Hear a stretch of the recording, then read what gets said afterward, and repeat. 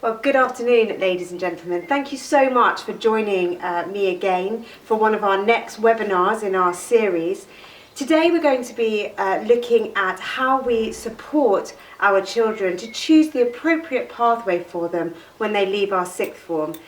I'm delighted to be joined today by Mr Brackpool, who's our head of Year 13, and he leads our students through that process of decision making when they leave our sixth form. So thank you so much for joining us here today, Mr Brackpool. So could you just outline for our parents, what are the options that children have when they leave sixth form? Is it just university? So absolutely not. Universities are fourfold, options are fourfold. They can go to university, which is what a lot of students do. They can choose to do apprenticeships, they can do degree apprenticeships, or they can go into the world of work and get jobs. I would suggest that any of these options can lead to success. Each of these options takes a lot of hard work, and it's important to talk to your child and to research each of these options individually. Yes, and that's sometimes difficult, isn't it, for parents, because we've kind of gone down a certain pathway ourselves, and so really need to rely on the support the school offers to really help educate the children in what that diverse pathways can look like. Absolutely, I think that's nowhere more true than the preconceived notions around apprenticeship. I think in the past these have been considered to be things around doing electric work or plumbing or woodwork, whereas now they are so much more diverse. You can do apprenticeships for major companies across the country, and we've pushed that with our Unifrog research for students to actually look at what the options are available to them along the apprenticeship routes. Okay, so ultimately there's 4 different kinds of pathways that you've discussed there. We've talked about jobs, apprenticeships, degree apprenticeships and undergraduate degrees. Could you talk our parents through how the pupils apply in different ways for those different pathways? So starting with jobs. So jobs are probably the most straightforward, and we've all probably been through applications to jobs. These involved CVs, cover letters, and then attending interviews depending on the company. These interviews might be group interviews, they might be individual interviews. Next in line, and similar to jobs, would be apprenticeships. Again, you would apply with a CV. There's no centralised application process, although Unifrog does facilitate the application and gives links for certain apprenticeships for you to apply for. You can then do the interviews, and you might get 2 or 3 stages of those interviews depending on the employer, depending on the company, and depending on how good the apprenticeship actually is.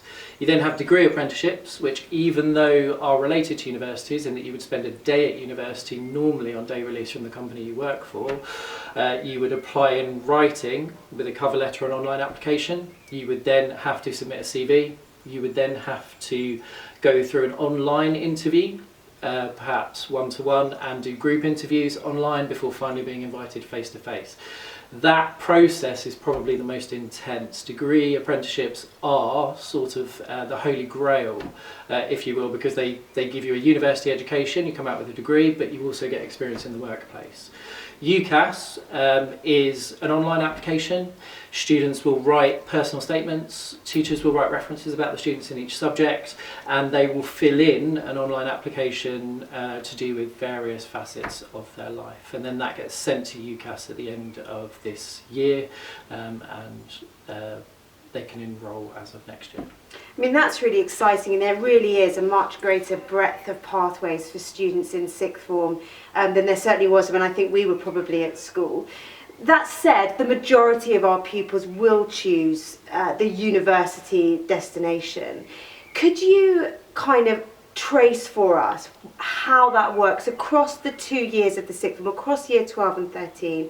What happens to get those pupils ready and into the university of their choice? So right from the start of year 12, we have various speakers come in that talk to students about all the different pathways I've mentioned, and as we get to this end of the year, we start to focus more and more on UCAS and the applications. So from Christmas, students have access to Unifrog, where they can research all different types of courses, all the different universities in the country, and really start to put their predicted grades, what they're getting into Unifrog, and then they get out of that their options, what they could get on, what's kind of a firm choice, what might be a more aspirational choice, and what might be slightly below as a kind of an insurance choice.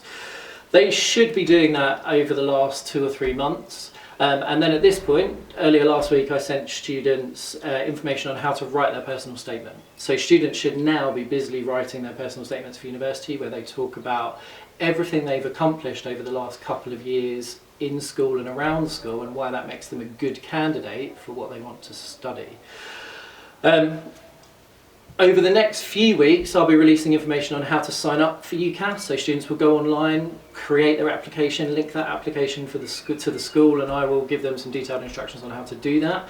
They will then populate that application. It takes quite a lot of time. Over the summer, they should attend virtual open days, because we would assume that a lot of university campuses will still remain closed. Where available, if they can get to a university campus and it's safe, I'd advise them to do so, to go and see some of their choices, to look at the facilities, to look at the campus, to see what the feel of the university is. Moving towards October, applicants to medicine, dentistry, veterinary science, Oxford and Cambridge have a deadline of the 15th of October to submit. And I will guide those students personally to that deadline. And then after October, our aim as a school is always to send applications off by the end of November. All application will receive equal weight up until the 15th of January, but in my experience, you will receive your offers quicker, and you will have them all back so you can focus on your Year 13 study better if you apply earlier.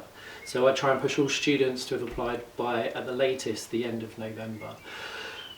Before students apply, they may have to submit admissions tests, which they contact me and through our exams officer are facilitated through the school. Sometimes these are at outside centres, sometimes they're in the school. Mostly this is for subjects like law, Oxford or Cambridge applications, medicine, veterinary science and dentistry. These tests are vocational tests in that they will test how well you fit to do that certain profession. You don't need any knowledge beyond GCSE to do them. You kind of practice how to do the tests, but they're not tests that you revise for. After that, once your application's off, you will get offers from universities. When you have your 5 offers, you then firm and insure around May time. So you pick which university you want to go to and you pick which your backup is. And then around Easter, you sit down as a family and go through your application for finance. So you sort out your bursary, you sort out your loan arrangements, and you sort out your fees, and you do that through a .gov website, and it's all very straightforward. And we really support the children through that 2-year programme, and presumably you use the lecture period that the students have, the tutor group as a network, heads of department, and obviously the sixth form team to really help the students get geared up towards that end point. Yeah, so tutors take a key role here along with the sixth form team in shaping the personal statement, drafting the personal statement. A tutor will draft a personal statement first. They'll do that a couple of times and then it will come to either myself, Miss Bellaby or Mr Phillips, and we will look through it a bit closer, we'll make suggestions. Students do workshops, we have outside lecturers come in to talk about personal statements from the University of Surrey and the University of Sussex, and they give advice from what their admissions tutors would be looking for. And then as we get closer to application, staff are on duty in Sunday to help support the filling in of the sort of what qualifications you've already had, and then sending the application off is done on a one-to-one basis with either myself, Miss Bellaby, or Mr Phillips. Excellent. Now when I chose to study English at university, I did English just because I enjoyed my subject at A-level. I was pretty good at English, so I thought it was a good subject for me to go and do. Is that a good way for students to make their choices, or would you suggest that they utilise other information as well? I think it's a mix. I think it's really important that you do something you enjoy, because you'll be required to do an awful lot of work as an undergraduate, maybe a postgraduate, and if that's in a subject you do not enjoy, it can be a real slog and it can be really hard, and if you don't enjoy it, that'll be reflected in your grades. So I think enjoyment is really important. Do something you're good at and that you enjoy. But I think you also need to make a consideration of where your subject takes you in the future. So we have a lot of students that might pick business, and I always encourage them to perhaps diversify that a little bit and do business with something. or pick business at a university with a proven graduate employment programme. Business is one of those courses that is massively oversubscribed. Around 40,000 candidates each year choose to do business, and it ends up in quite a saturated marketplace when you try and get a job afterwards. So it's really important to do your research, look at your subjects, look at the career pathways, look at the employment prospects, and perhaps postgraduate opportunities. Because we every year have lots of children that will go on to do degree subjects that we don't cover specifically as an A-level. Presumably they're reading prospectuses. How do they find out about these different courses that are out there? So there's a few ways you can do it. A lot of the universities will have very detailed syllabuses online about what actually the course covers. A lot of them will be very open to you contacting them and doing taster days. They often do virtual taster days as well, and here at the Royal Alexandra and Albert School we often encourage students to take a MOOC, a massively online open course, in those subjects to try and get more of a feel for that subject. And those courses are free, accessible online, and you can do them at your own pace around your studies, and it really can give you an introduction into a course that may be slightly different to what you've studied at A-level. So obviously once our students have chosen their subject, there'll be a variety of universities that will offer that subject. How do the pupils know which university is right for them? So for example, we hear lots about Russell Group universities. Should all of our pupils be applying to Russell Group universities? So Russell Group are the top 24 universities in the country. They lead in research, so they often attract the best teaching staff. The best facilities are often found at Russell Group universities. Obviously, therefore, they have the highest entry criteria. Entry criteria often starts at A, B, doesn't dip below that, and is often higher than that. I would say it's important for students to maybe have these as an aspirational for at least one of their choices to university out of their 5, depending on the predicted grades that they get. If their predicted grades are below what a Russell Group would want, then there is kind of very little point in applying, as they may not get an offer. However, that's not the end of their journey. They could go to a university that actually is very good at their subject, even if it's not as high up in the university rankings as the Russell Groups, but apply to a Russell Group university as a postgraduate. This is quite a favoured route. I took this route. I studied philosophy at Sussex and then did psychology at UCL as a master's degree. And if they're looking to sort of tick that box of having a prestigious Russell Group university, that's not a bad way to go about it. Absolutely. Now, thinking a little bit from the pupil perspective of choosing a university, when I thought about the university to choose, I kind of wanted somewhere, if I'm honest, and I apologise to parents, I wanted somewhere that was far enough away that my parents couldn't turn up every day, but not so far that I couldn't call them and they'd be there with me within a couple of hours. Again, is location important? I think there definitely is this Goldilocks principle to do with universities, absolutely. I think it's important you go and find your university. It's important you look at the town that your university is in. It's important you look at everything your university offers. So where your university sits in the ranking table is important, where your subject sits in the ranking table is important, but also what type of sports your university offers, what type of clubs, societies, what the feel is, what does the library feel like, what does the campus feel like. I think all of that is really important, and as well, obviously, you need to be able to get home to get the washing done, maybe have a roast dinner every so often, so can't be too far away. Absolutely. It's an interesting point you make, actually, because lots of parents will choose our school and our sixth form because the pupils relish that kind of holistic education that we provide. And yes, it is about academics, but it's also about what they can do on the rugby pitch or what they can do on the stage in a drama production. And actually, you're saying that potentially apply similar principles to the decisions that they're making for Post-18.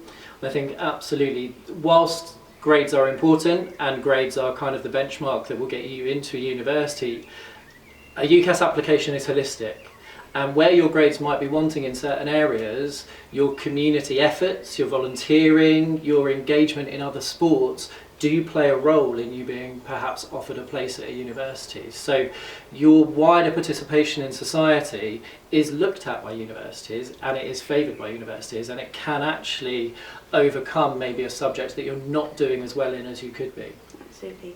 Now, over this period, presumably, if parents who are listening have questions, or if pupils in our current Year 12 or in our prospective Year 12 pupils have questions, presumably the sixth form team is still on hand to answer those, and pupils can still email you and have a chat about how that works? Yeah, absolutely. I had a question this morning. I probably get a few questions a week from students or parents asking sort of, what about this university, what about this course, or what should my child do if they've studied this and this pathway?